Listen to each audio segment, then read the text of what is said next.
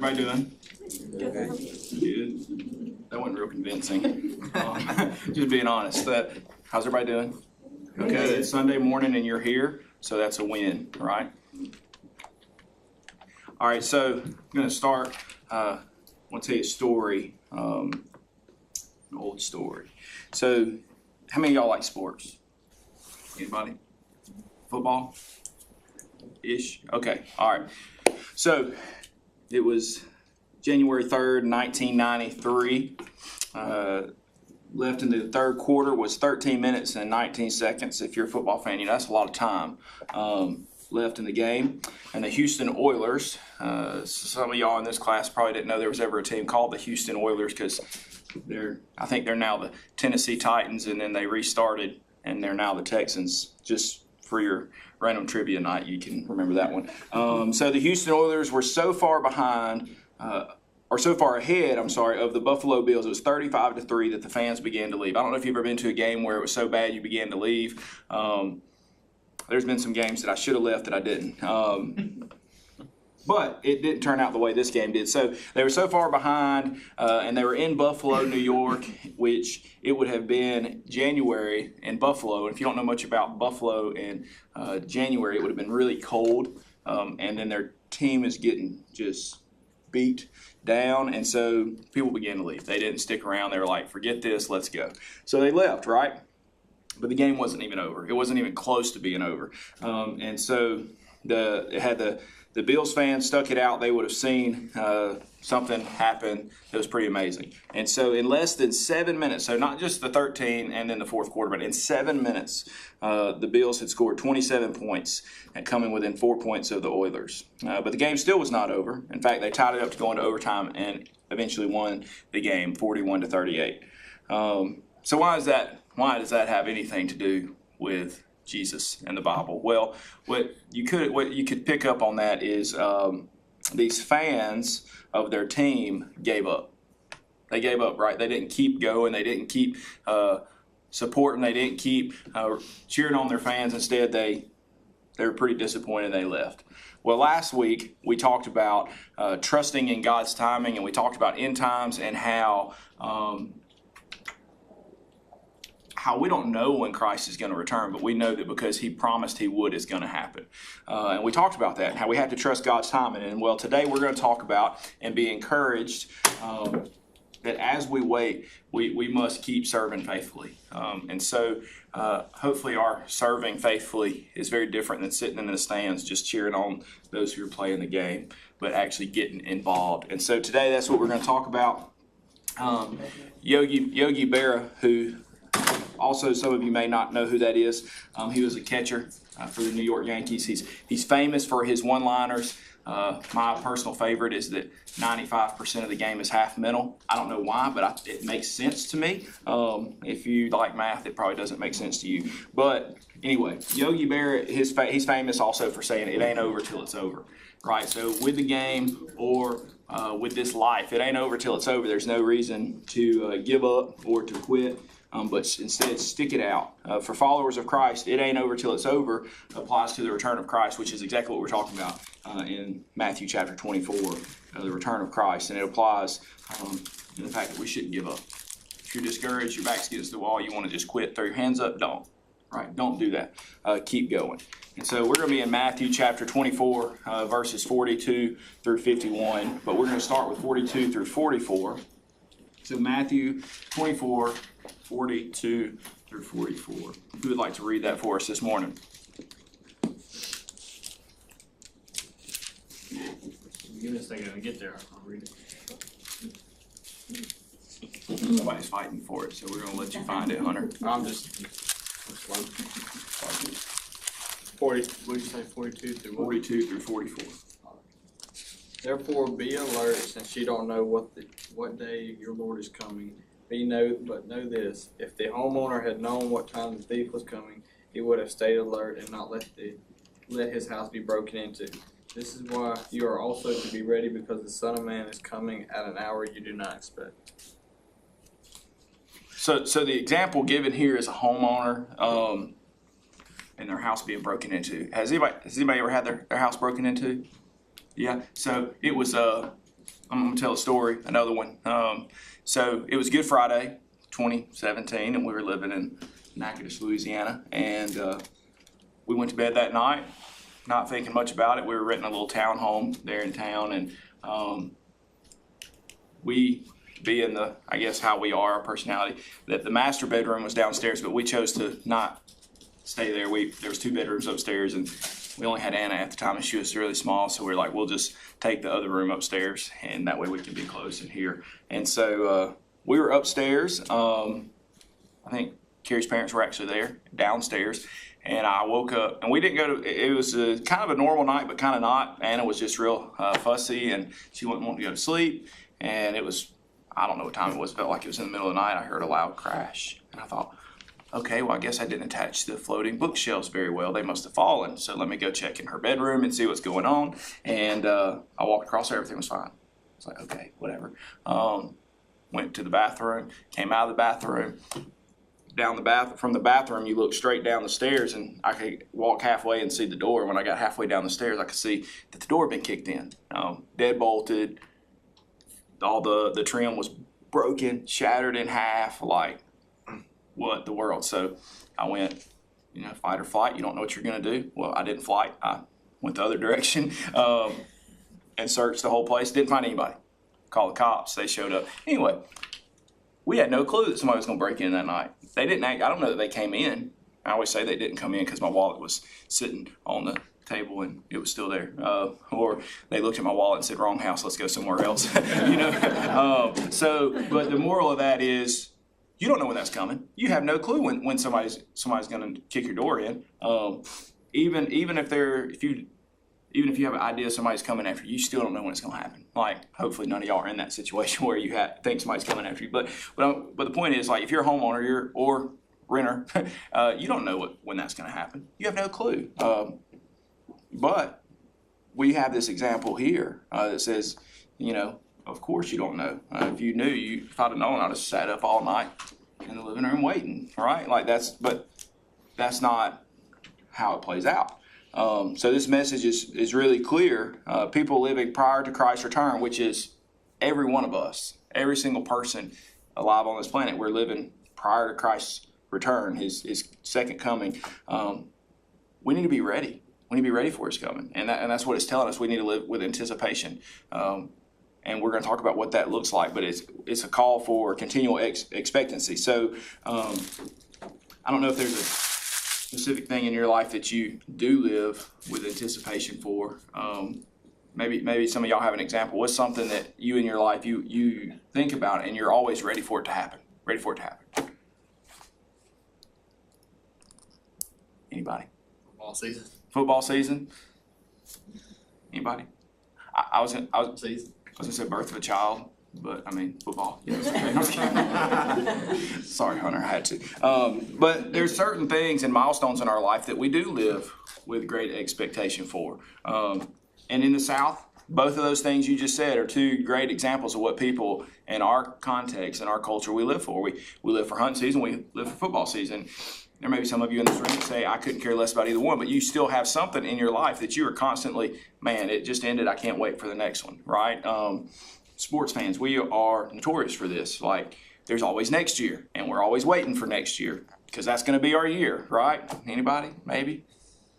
No? Okay, all right. So we live with an anticipation, right? So we see this. We need to live with an anticipation. But we need to be careful that it's not the same anticipation as somebody breaking into our house, because what are you living with anticipation when you're thinking about somebody breaking in your house? Fear, right? You're scared. You're fearful. I mean, I would say to this day, I mean, just being completely honest, we still leave lights on, like, because we're like, okay, well, maybe that'll do something. I don't know. But we do that because I'm like, nah, it's easier to go somewhere that's completely dark because you won't be seen, like, and so hopefully there's no one who's thinking about how they can do that now. But so you can live in fear and you can find yourself drowning in that if you're not careful. But when he says, the example he's given, this illustration is not an illustration to live in fear, but instead of excitement and this joyous expectation And out of that comes this desire to love others and to serve others, and to do that for the church as well. So we see, just like the burglar doesn't send you a text saying, hey, I'm coming, going to break in your house at 1:30 a.m. when you're sound asleep. Like that doesn't happen. Jesus also doesn't say this is the day and hour. In fact, he says we don't know. It says only the Father knows. So we have to be, we must persevere. We have to keep pushing one foot in front of the other. It's difficult, but we have to do it.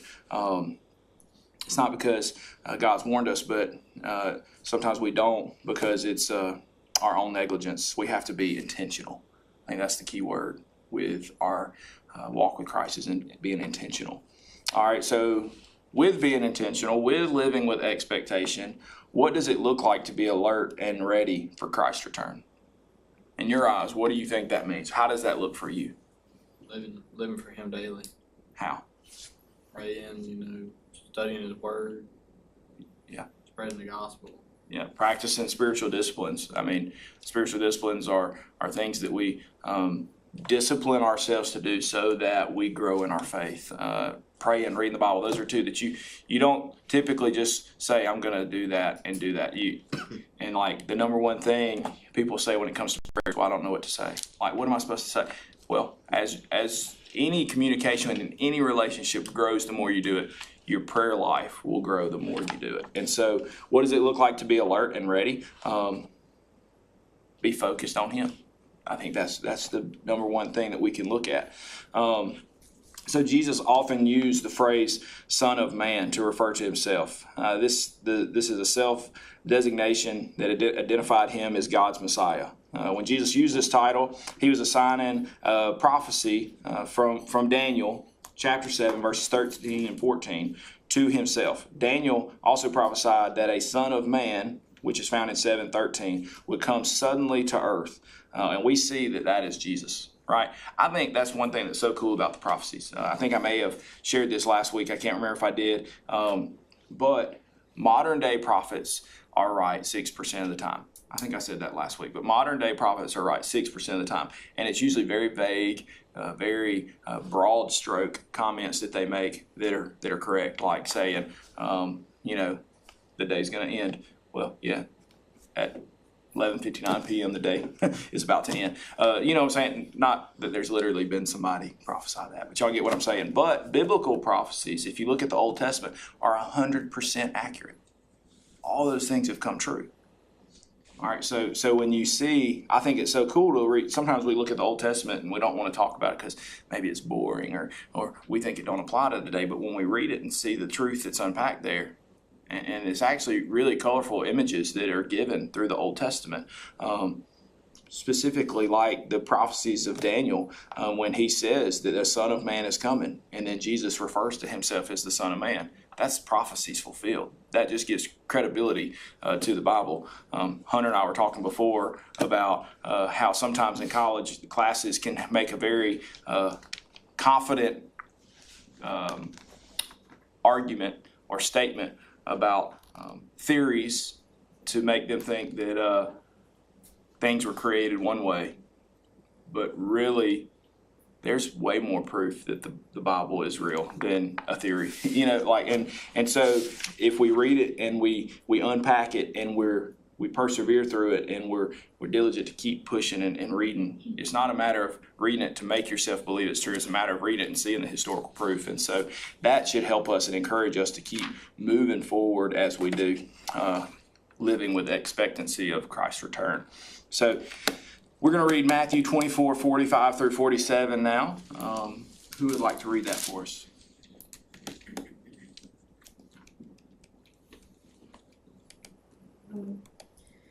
Who then is a faithful and wise servant whom his master has put in charge of his household to give them food at the proper time? Blessed is the servant whom the master finds doing his job when he comes. Truly I tell you, he will put him in charge of all of his possessions. All right, so thank you.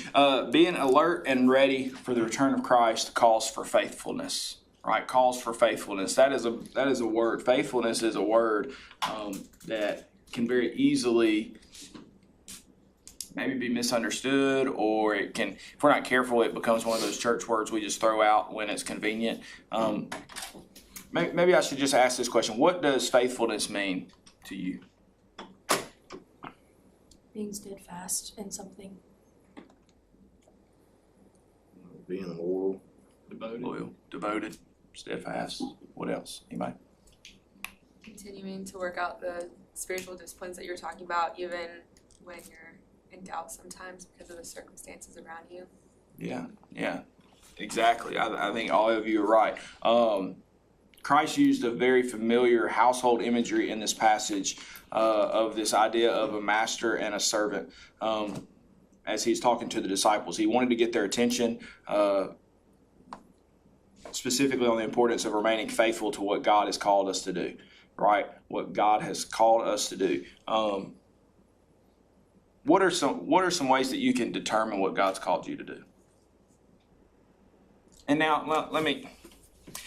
a lot of times we use that language just when we're talking about vocational ministry. God's called me to ministry. God's called me to do this, called me to do that, called me to go here, go there. But reality is, y'all aren't in vocational ministry, most of you. So my question is, in your life, no, I don't want you to think about if God's calling you to ministry. I mean, if He is, that's one way you can share. But in your context right now, how can you know if you're doing what God's calling you to do? Or how can you know what He's calling you to do? Well, just like you said with like ministry, like our everyday jobs and everything, like just taking care of stuff, whether it's, people as RNs or people that work in the hospital to keep the stuff going. I think you can know what God's calling you to do when you read the Bible, and there's so many commands like rejoice or love your neighbor, or you literally have like the 10 commandments. Like I know for me, I kind of get wrapped up in like, what is God's will for my life? And I kind of jump over like just the things that He clearly says in the Bible that are so simple, like in the day to day, and I search for this will that He has that's really only His to know. So I think like just daily, for me at least, if I stay steadfast in, like loving my neighbor as myself and honoring my mom and dad and, just like the simple things like that, then His will for my life will come to pass. Yeah.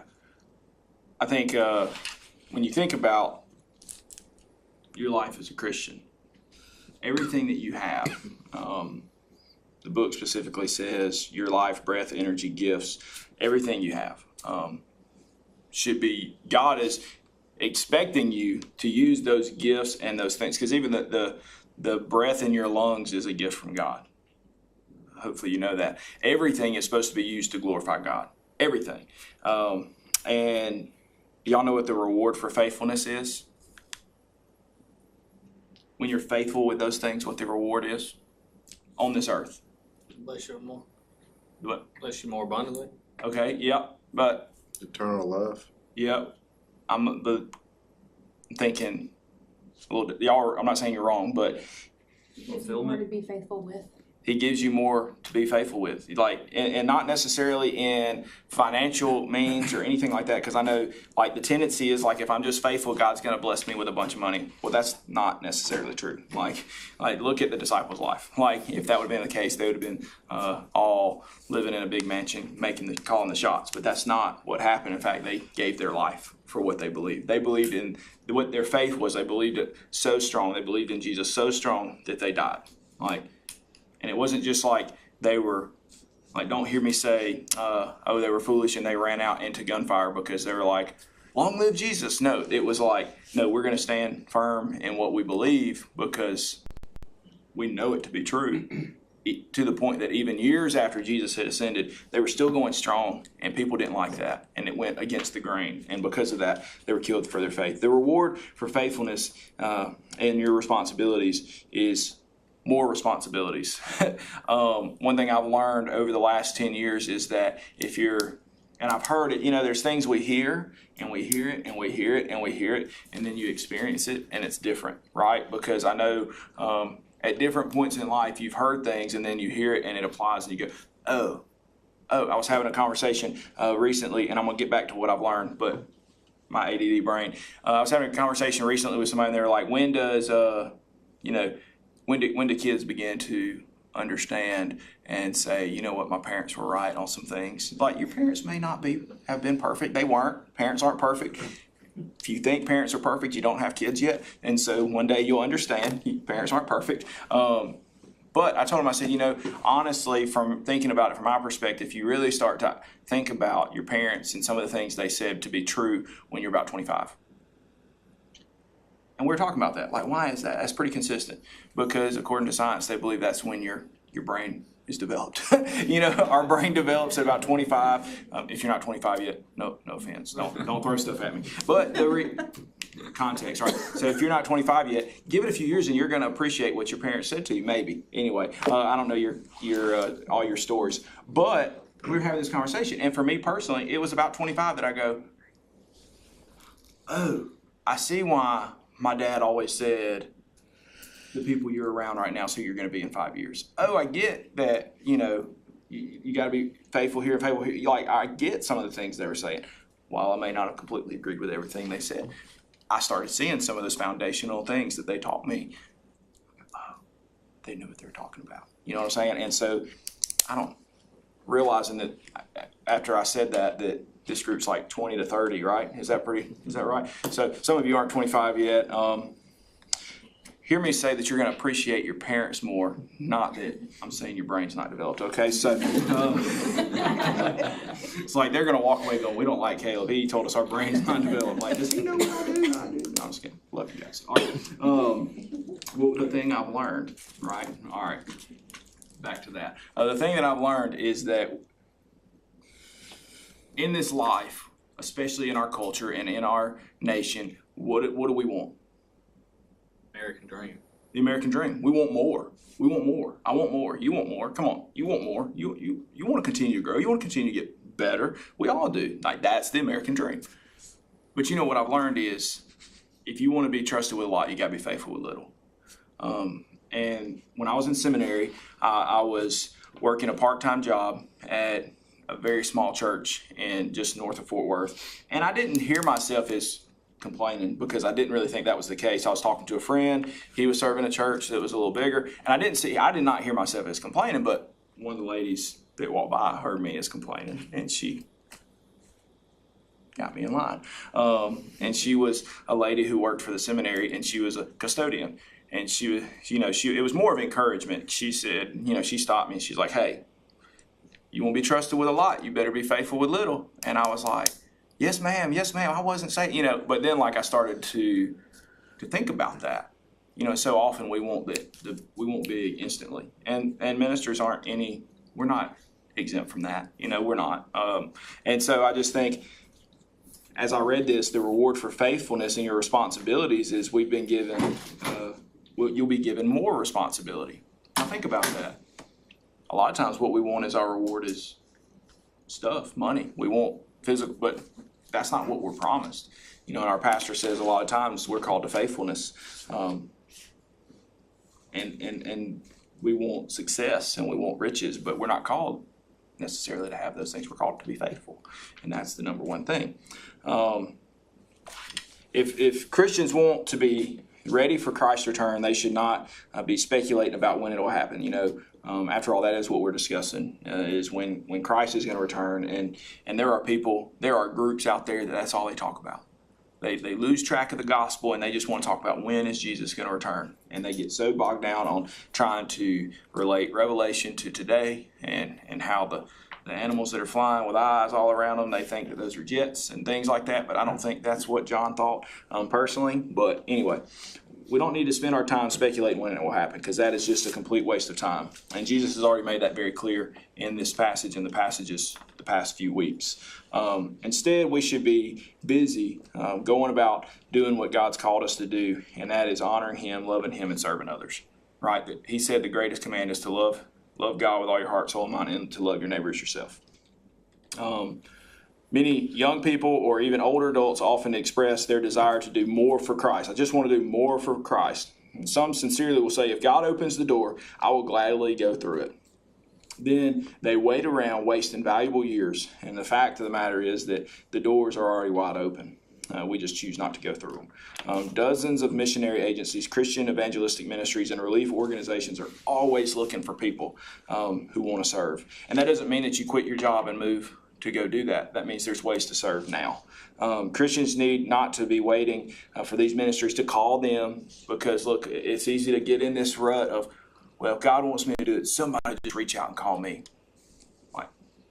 No, like that's not usually how it works. And to just dwell on that for a second, like sometimes if that's your mindset, like that's almost a little arrogant, because we think people should just know who we are.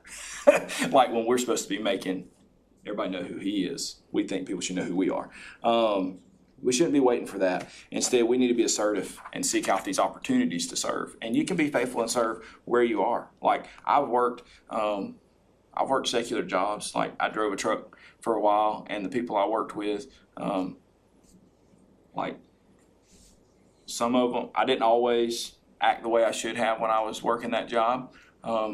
But when I started getting focused, and when I started reading my Bible more, and we began to pray about ministry and things like that, there were some people that they just quit talking to me when they knew that was the direction I was headed. Like they wouldn't be around me as much because they felt bad for how they talked and how they did things. So being a Christian may be lonely, but faithfulness will prove beneficial in the end. So wherever you are, whatever your context is, you can be faithful. You can live for Christ. That doesn't mean you're always going to be the most popular person. In fact, you probably won't, but you're still called to it.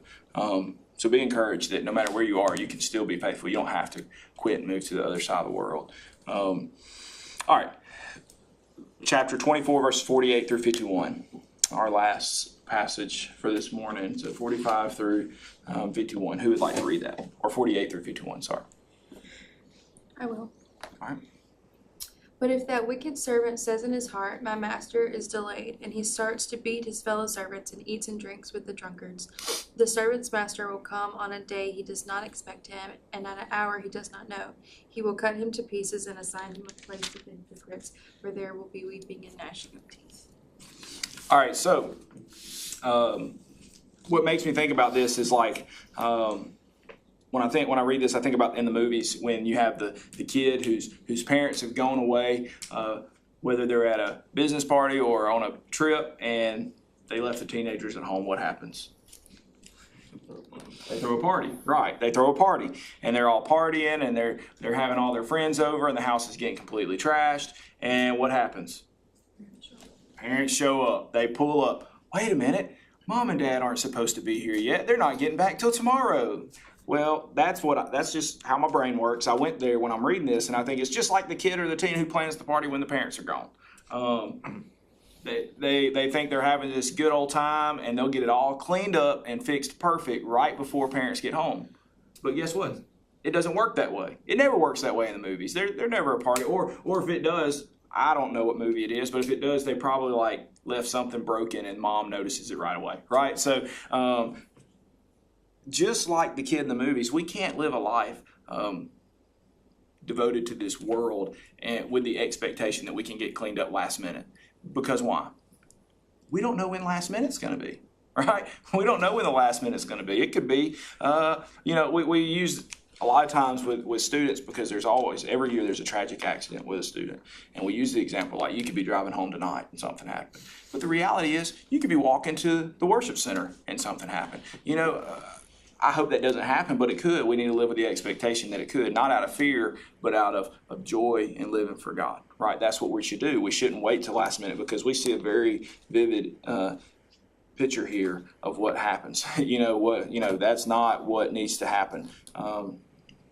So we see this wicked servant who lives this life of self-gratitude and self-satisfaction, and then we see the faithful servant who lives for Christ, who devotes his whole life to the spiritual disciplines, to living for him, sharing the gospel with other people, and loving God and loving others. How would you describe the difference between the two? If you think about a wicked servant and a faithful servant, in your mind, how would you describe the difference? And I may have just answered that question for you, but see if you're listening. Well, it sounds like the wicked servant, he says, my master's delayed, so he starts having that doubt creep in, and, it just makes him lose his way. Whereas a faithful servant, like even though he's waiting, he still is trusting. Yeah. And that affects how he's living his life. And I would think that you used a word that stuck out to me. Like when we think about doubts, like the faithful servant has doubts too, but it's how we respond to those doubts that determine the wicked or faithfulness. And that's just, we see that time and time again. So none of us know exactly when Christ is going to return. Once he does, though, our opportunity to share him with others will be gone. All right, well, if that doesn't get your attention enough, their opportunity to accept him will also be gone.